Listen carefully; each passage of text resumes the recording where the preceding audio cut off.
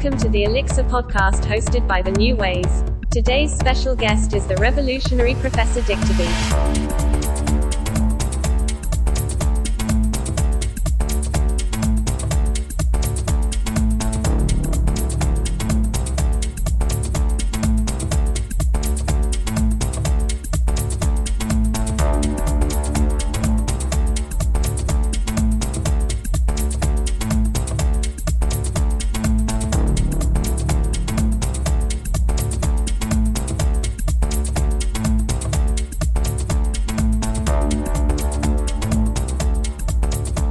Hello everybody and welcome to this week's Elixir podcast, and I am here as promised with Professor Dictabeat and getting ready to have a nice conversation, so I would like to say welcome.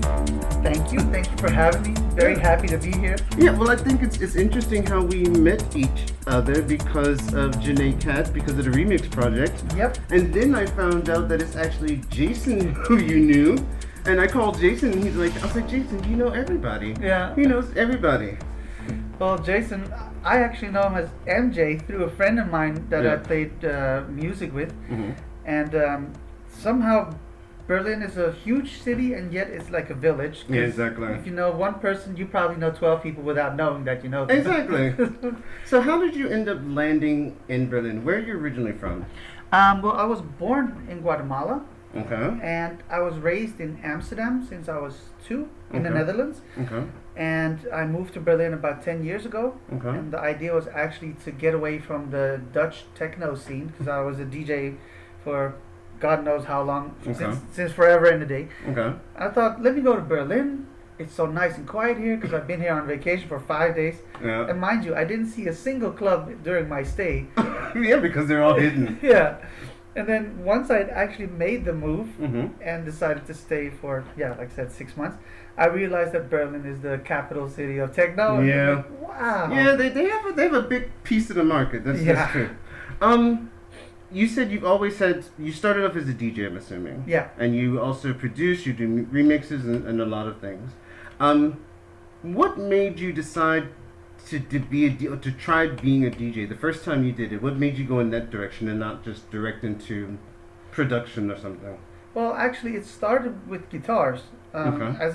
As a child, I was always obsessed with rock stars and music and, pop stars like Michael Jackson or I don't know, Metallica, all this stuff. And by the time I became 16, I had my first guitar, learned to play, and I thought, this is awesome. Okay. But let's see what else there is. And at some point, around 18, 19, there was this, I had this job as a coffee shop employee in Amsterdam. Okay. Now, mind you, they sell weed. They Yeah, not just exactly. coffee. So right across from it was a bar with Okay.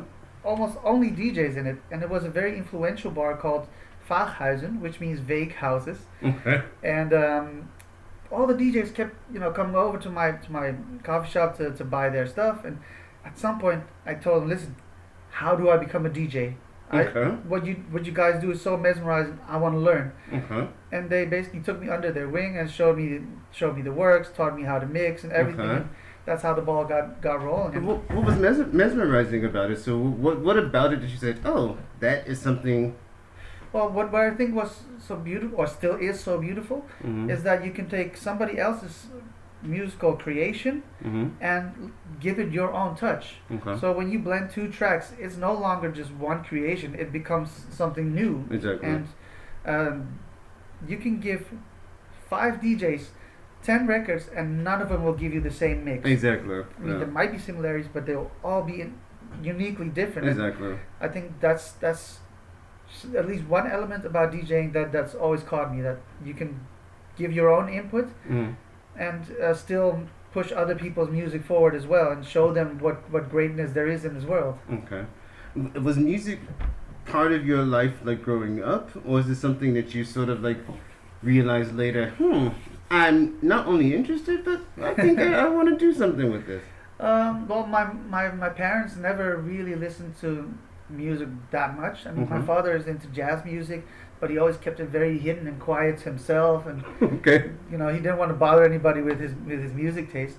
And my mom was very heavy into Latin music, but she would not really play it out loud as well. Yeah. But my grandmother, however, she was very heavily into classical music, and she would just visit us, pop in a CD of Mozart, go like, listen to this, son. That's some good stuff. Okay. I'm sure you'll like it. And again, that just caught my attention. Like, wait, what's this? Okay. What's this? And then I started exploring and went all over the place. And together with playing instruments, I just always tried to look for the next thing to discover. Okay. Well, we were talking earlier. We were talking about DJing, and most people, when they hear that someone's a DJ, they immediately think house, techno, or both, or something in that direction. But you actually DJ totally different. So hip hop. What else do you enjoy? Well, I started off as an electro and techno DJ, and then I progressed more into house, and from there on I progressed into soul and funk, and then from there on I went into hip hop, and then 80s and 90s and charts, and nowadays it's become a big melting pot where I'll throw anything in as long as I think the track fits the mood that I'm trying to bring across. And when I do a DJ set, it's really about sharing vibes. So at the beginning of the night, when everything's chilled out, I want you to get that chilled out vibe and kind of like steer you in the direction that I want you to go. Exactly. Create a crescendo of good vibes and good energy and fun, basically. How long had you been a DJ before you started to produce? Let's see. I started DJing at around 19, and I started messing around with producing around 23, I think. Okay. It followed fairly shortly after, because through the guitar lessons I met this guy who teaches live audio engineering, and back in that time it meant that you would learn how to set up an entire stage and learn how to do the mixing on the console, and you'd know the entire venue back and forth. Exactly. And through that I really got interested in how sound works, because when you do all the levels on a band, how the guitars plays there, how the drums are placed there, and the individual instruments, I really wanted to explore myself and say, okay, how do I make music myself together with my instruments and a computer? And that's how I kind of slowly got into it around that age. So it was more like your interest in how sound works, so the mixing, how everything bounces around. When you you start working on your first track ever. Okay. How did you start? How did you start? And first of all, two-part question: how did you start? And now, when you work on a track, what's different in terms of how you begin a track? Well, the first track I ever made was on a computer of a friend of mine, because as teenagers we're all broken. If one kid gets a computer, we all get that computer. You know, the computer with the cracked software. Yes. I don't know, no. I bought all my software officially, of course. Yeah. No, this was a program called Impulse Tracker. And there's now a synthesizer that works with the same thing, like from a MIDI? Polyend, I think. It works with these weird tracks, and at some point somebody got a cracked version of FL Studio, and my first track, which was a absolute train wreck when I hear it back, it was a hip hop track. At that time I was really into it, and I started off trying to mimic my heroes, Wu-Tang Clan, Cypress Hill, all the greats really, Tupac, Biggie, and you start chopping samples that you record from the television or from a cassette tape, somehow managed to get into your computer, and in comparison to now, I have melodies in my head, I have beats in my head. I'll be in the shower and all of a sudden an entire song just drops into mind, and I will literally cut off the water, put a towel on, get behind that computer and slap that beat in there before I forget the idea. Yeah, because those beats, I mean, you have to have a way to get at least a rough idea of how, because it's amazing how quickly that beat will change. You think, I have it in my mind, I have it, and 5 minutes later, you're like, no, that's not the song. Something's different about the Well, I've also had moments where I wake up with a melody in mind, that I got in a dream. I make it, and I think, oh, that sounded a lot better in my dream. Isn't that it? Do you sometimes listen to your old? Because it's funny that you said that, because I remember I was a friend of mine was moving, and he said, there's a box of stuff that when I stayed with him at his place for like a few months, and he said, there's a box with your stuff here with some stuff. I said, no. He's like, yeah. I said, I just throw it away. He's like, no, it looks really important. So I said, okay, I'll come by. So I went there. I'm actually really happy he didn't, because it was literally CD ROMs and stuff of all the stuff I did like when I first began. Yeah. Not because I wasn't particularly proud of it, but it's just something I was like I wanted to have. So I was listening through and I thought, oh my, I thought that was so, and I was amazed because one of the first 3 or 4 songs I'd ever made was included on a compilation, and I remember when I heard it later, I was thinking, like when I got this box, I thought, but why would he put this on a compilation? Like the mix is here, and this. I mean, it sounds, in comparison to the first song ever, it sounds better than that, but it's not like. It sounds very familiar though, because a lot of the old stuff that I made back then, of course, I thought it was the best thing in existence. It was amazing. You grow out of it, and then later on, you look back on it and think, "Oh my God, I need to hide this from everybody." Yeah. What was I thinking? And then 10 years later, you listen to it again, you're thinking, there was something good in it. I released all my old stuff on this one thing to stop myself from just saying no, I'm not, because I think one of the things I enjoy is listening to an artist I love, and also hearing their development. Yeah. So even though they probably themselves are like, oh my God, you like the first album is horrible. Yeah. It's like, yeah, but the first album is good because of all the other albums afterwards. Also, this development, this growth is interesting. And it's part of the whole system. Yeah. Exactly. But I did take a lot of the tracks that I made in FL Studio at some point, because I found this old hard drive where I'd saved my stuff on. Yeah. The computer had crashed. I'd taken the drive out and saved it. And then I found all these projects, and I decided, you know what? I'm going to take this project and redo these songs with all the knowledge that I have now and with all the new instruments that are at my disposal. Okay. And one of the tracks that I did, it's called Float. It's not out yet. It will be soon. All right. But that's actually a track that I came up with in early 2000s. Okay. And I just decided to release it this year because now I finally felt, okay, this one is where it needs to be. Okay. So how long? So when you first created the song, until now that you say, okay, it's gonna come out soon, how long has it been?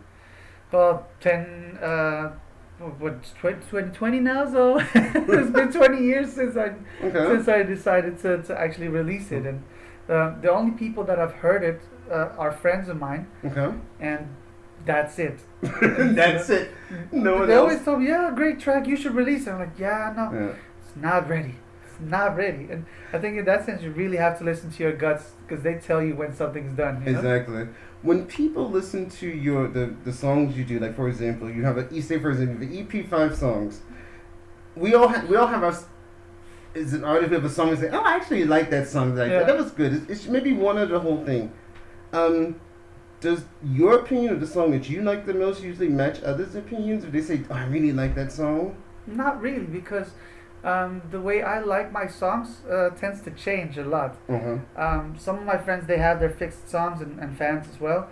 And with me, one song will be my favorite for about 3 months or half a year or a whole year. And then all of a sudden I'd say, nope, that was good, but this one is the new shit. This one is the best one. It might even be an older track, but you know, my mind will just change and be like, no, this one was actually much better. And then that'll be my favorite This is the track. one. This is the one. Well, earlier I was listening to some of your tracks, and I just put it like randomly in a playlist, and the first one was the song Shark. Yeah. And it started, and I was like, oh yeah, I can get into this. I was like, I like this electro sound, because I think people underestimate. I think most people think it's really easy to to take elements and give a song a feel that reminds you of a certain era, but have it still be also modern. Absolutely. So how did you tackle that song? Like, how did the song come about? Well, that song,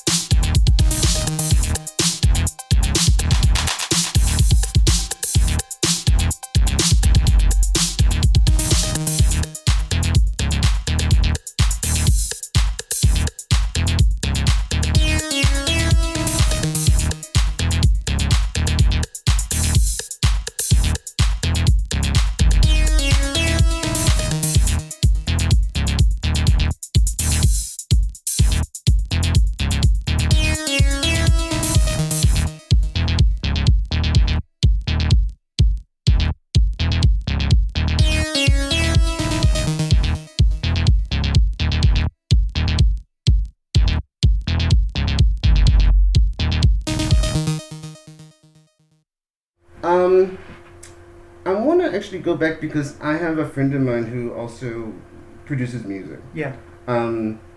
Well, he says it's a hobby, and he's actually really good. I think he has a really good ear. He just doesn't trust himself, but he has also these modules, things, and everything, and I love it.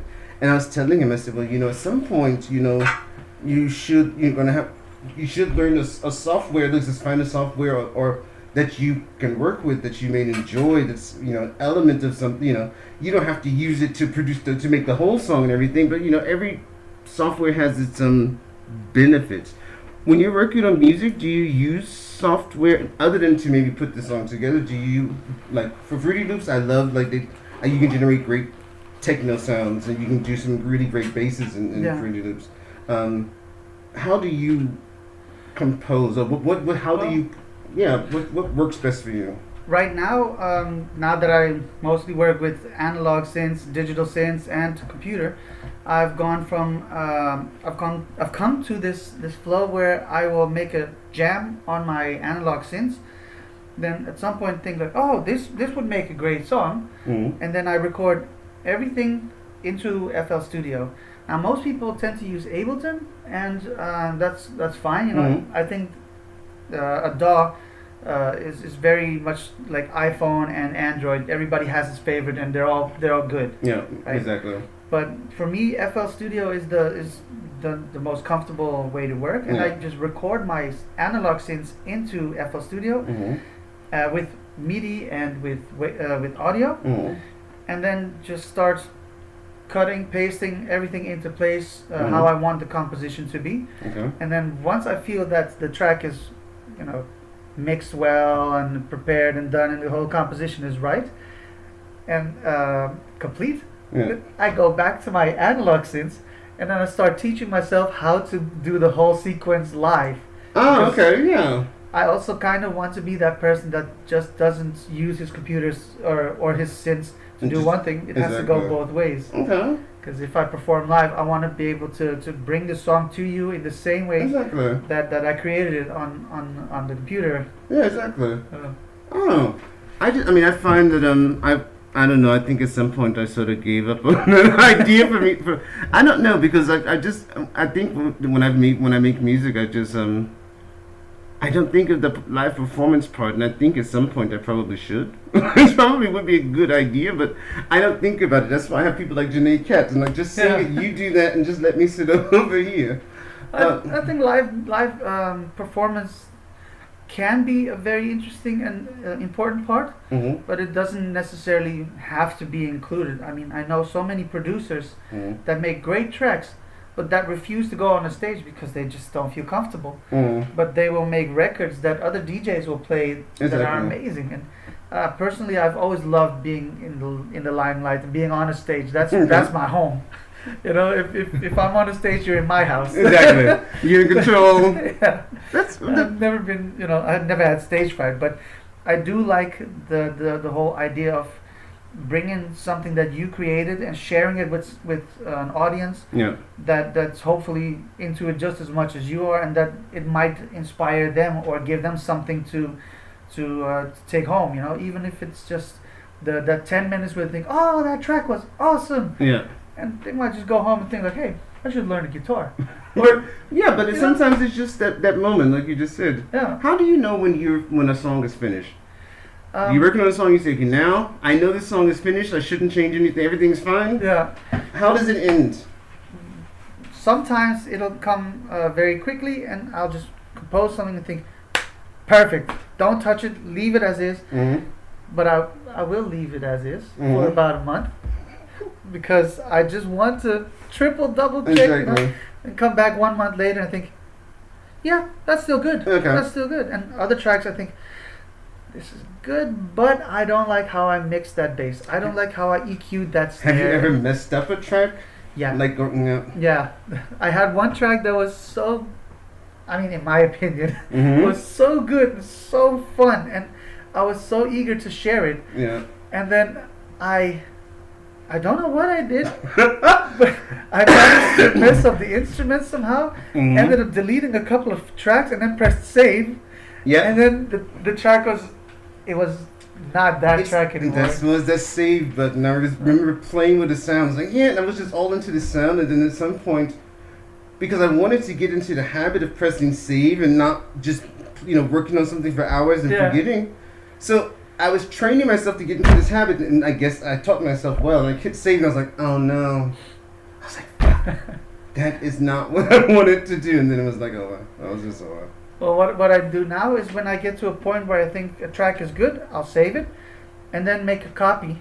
And you have save versions and then carry on from that one. Yeah.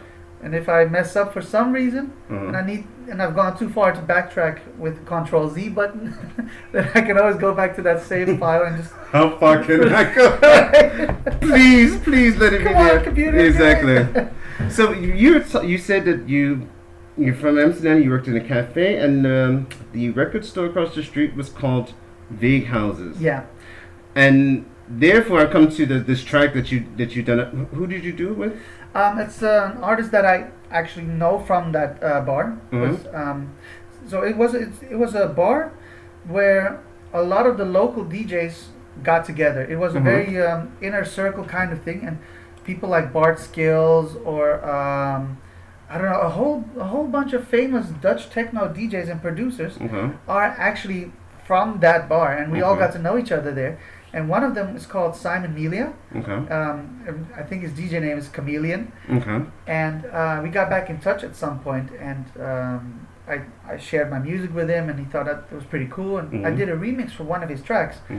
Now, one thing led to another, and now it's led to us forming a duo under the name Vague Houses as a tribute to the cafe. Exactly. Where we got to know each other, and. Yeah, it's a pretty fun track. It's not so much electro kind of style, but more of a breakbeat, old school breakbeat as well. Yeah, I mean, I like the fact that I like the fact when I was reviewing the tracks, because I always listen to it over and over, usually before. Yeah. That I enjoyed that there were different styles. And they were all just really just well composed. I was like, this is good. I think that's the reason that my friend stayed here so long, was because of your music when I was trying to prepare myself here. So thank you. Yeah. because that song, like, oh, that's pretty good. Oh, okay. Oh, that's always good to hear. Yeah, but I think sometimes if people don't say something because they're like, I like this song, yeah, but is it one of his songs, or should I just not say anything? Or just people get so like funny about that. Good. So the song's called Daycare. Yeah. We're going to give people a chance to take a listen. Then we're going to talk a little bit about Pulse. And I think at the end of the interview, then I'm going to play Pulse then for the people. But right now, we're going to take a listen to Daycare. Yeah, cool. Thanks.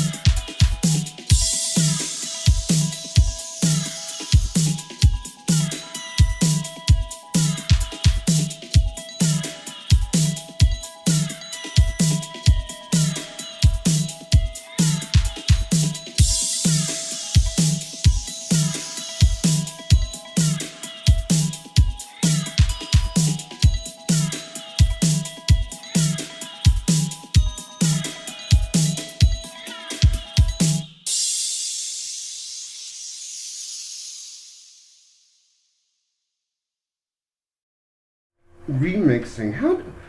How do you go about remixing? I think I've talked to many people, and everyone starts differently. Yeah. Everyone has a certain way that they do it. Do you listen to the original song? Absolutely. One of the reasons I got into remixing is because of the music that I hear, and I know DJs, for example, that'll do a remix of famous artists' work. I try to stay away from that as much as possible. There's plenty of others who do that. Yeah. I'm more of a fan of supporting the local artists that I know, because there's so much talent nowadays around you that's either not getting picked up or that's hard to put out there. Yeah. But and they appreciate it also that someone's actually interested in taking the time to remix something for them, you know? Absolutely. And I know some artists that I think are phenomenal and that really do deserve a lot more exposure and credit. So then I tell them, listen, I really dig your track. Yeah. I would love to do a remix. How do you feel about that? And some of them don't really feel it. They don't want a remix because they don't want their music to be touched. But others, they're like, oh, really? Oh, how cool. And the people who don't want their music touched, do you think they understand the process or the purpose of a remix? Like, I have a feeling sometimes that there's some artists who, for whatever reason, they've heard remixes, but they don't understand really the essence of what is it really about. I think the word remix is kind of it can be a scary word for some people, the same way that DJ is also very how do you say that, dumbed down. So it's very limiting. Yeah, they have a very limited idea about what it is, but a remix can be something really cool for a track. And most people just think you just take a vocal sample and turn it into a house beat and that's it, but that's very often not the case. And all the artists that I've done a remix for are in fact singer-songwriters or funk groups or pop singers or actually anything but house producers or techno producers or electronic music. Well, I don't think making a remix of an electronic song is like, why? You already did the song. Yeah. I mean, I want to remix something that's different, you know, where it's going to be sort of a challenge. Well, even the electronic artists that I did do a remix for, I changed it into something completely different because I changed it into something that speaks to me. There was this one guy who made this very aggressive acid core type of music, but the elements that he put into it, that made me hear drum and bass. So I took all the elements out, I turned it into this drum and bass kind of song, and then sent it back to him, and he couldn't believe his ears. He's like, how did you get that out of my music? That's awesome. And with other guys that do house, I'll turn it into pop. And with Janae, her song was R&B, and I turned it into a classic house type of vibe.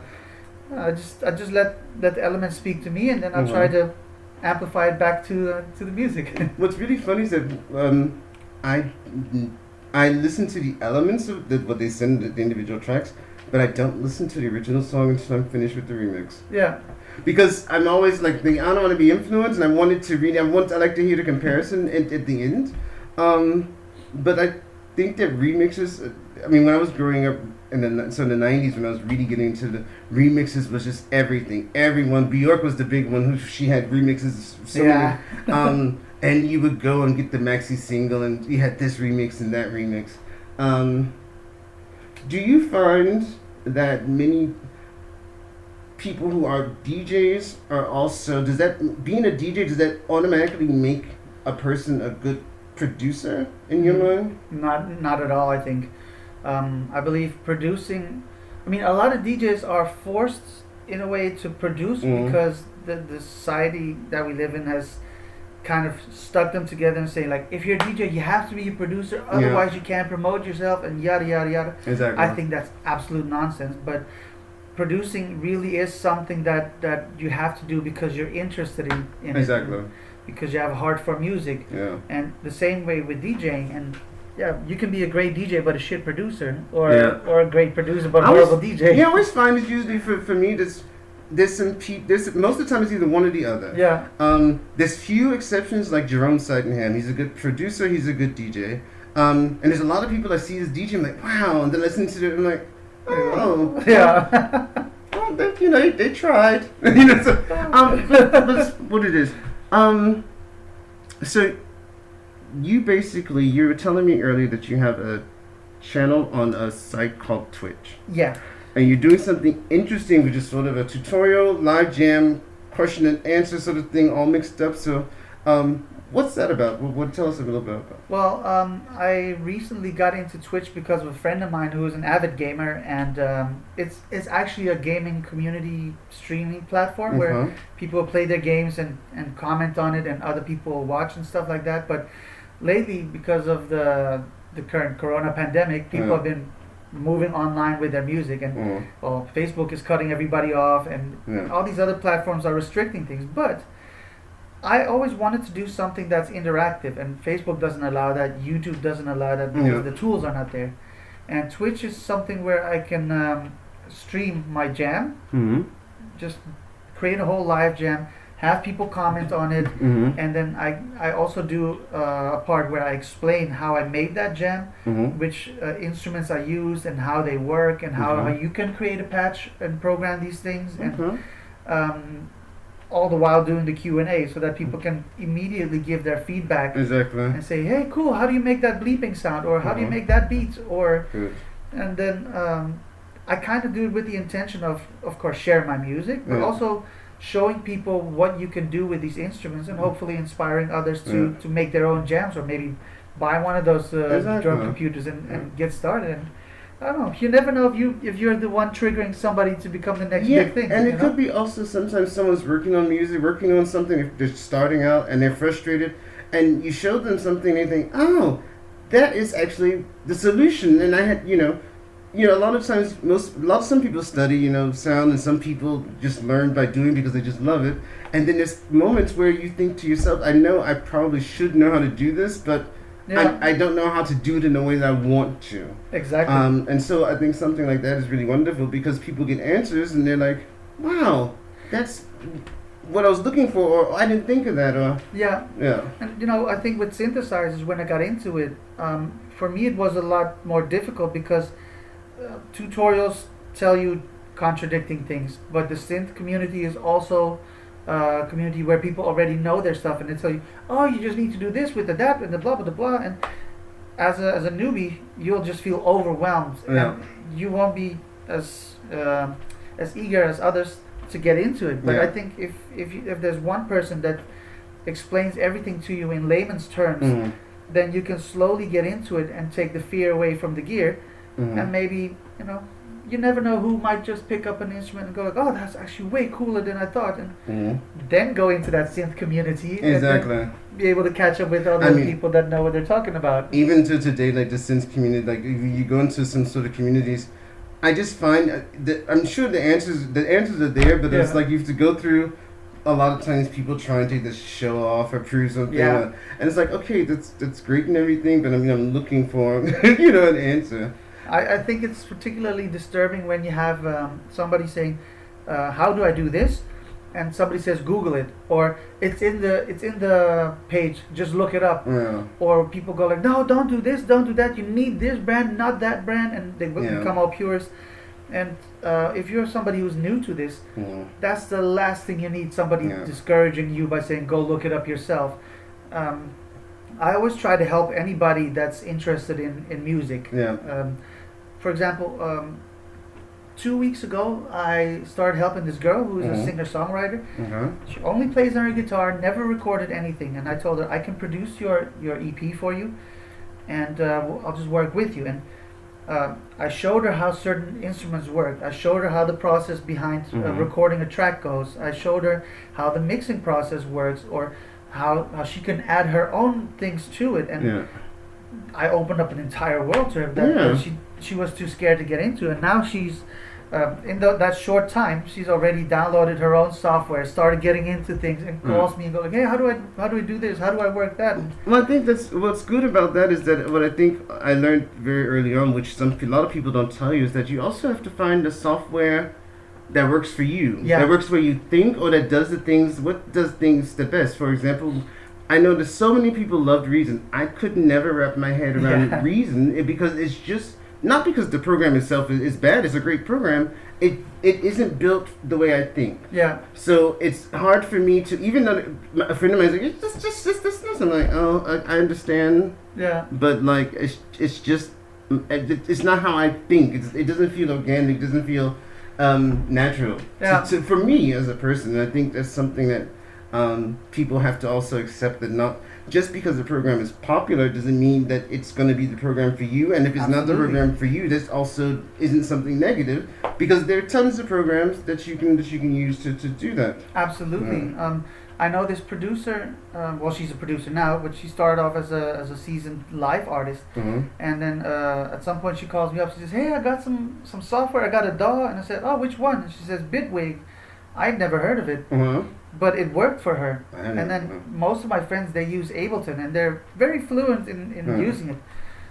You couldn't pay me enough to make me work Ableton properly. I feel like a total peasant, like a monkey with a rock. Yeah, and I find it, because I've noticed that so many people use Ableton that it has a cleanliness to the sound that's very noticeable. It's not a critique, but it's something that it doesn't match what I do. So, good. So we're getting around to the last question, and then at the end we're gonna play your song Pulse. Yep. Before I ask you the last question, tell me a little bit about Pulse. Well, Pulse is a track that I made with. It's a hybrid mix of my synthesizers and my DAW, and I use FL Studio, and I feel I know my way around it good enough to get it to do what I want, right? Mm-hmm.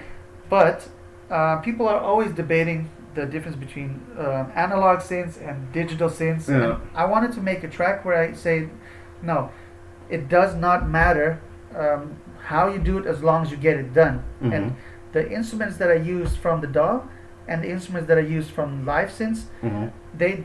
they match up with each other. So there is not really a better type of thing for me. Yeah. And through this track, I tried to show the power of an analog synth and the power of a DAW, and make people hear how cool a track can sound just by mixing it up, and that you don't have to just choose one side or the other, you know? And if you weren't doing music, have you ever thought about what you would do if you weren't a musician, if you weren't an artist? Don't say banker or something. No. Because then I'll flip out. Yeah. Funny enough, I think 2 months ago or 3 months ago, I randomly bought a coding course for video games. Okay. And I always wanted to know what that was about, because I always see these computer nerds with their games, and they're, a lot of my friends are nerds like that. And I don't see myself as smart as them, but I want to be. And I thought, let me get a course, teach myself a new hobby next to music. And I think that if I could not do music, for example, if I'd lose my hearing, and that could happen. Yeah. I could see myself doing something along those lines of coding or programming, or it has a similarity to it, I think, to music, where you sit at your desk and you're literally building something, and with coding it kind of feels the same, even though it looks a lot more boring. Well, that's the thing. I think as a coder, you're building something in a language, and you have to, what's on your screen, what you're typing in, you actually have to visualize. So what you're typing in is actually, for most designers or developers, it translates into an image, a usability, and how it's going to look. Exactly. Because when I see it, I used to make fun of the developers. They're really cool in my former job, because I'm like, I just see curly brackets. Yeah. So I just see curly brackets. Yeah, but you're right though. You have, same way with music, that you have a vision and you have to build that up and work towards that final vision. You seem to do it with coding too, and the others, they don't have to understand it, as long as it clicks in your mind. So, cool. Well, we have come to the end of our time. Thank you so much for stopping by and doing this interview. And I have to say, I'm really happy that we got introduced to each other. Same here. And I'm going to make sure that the Twitch URL is going to be included inside the thing, so that everyone can join and take a look and learn something. I'll probably take a look, because I'm sure I could learn something, because there's always room to learn. And we're going to end the show with your song Pulse. And thank you for being with us. Yeah, thank you for inviting me. I had a great time, and I hope everybody else enjoyed the podcast. All right. Good. And next week we have Frankie Flowers coming to join us next week, Thursday. So stay tuned and enjoy the rest of your day.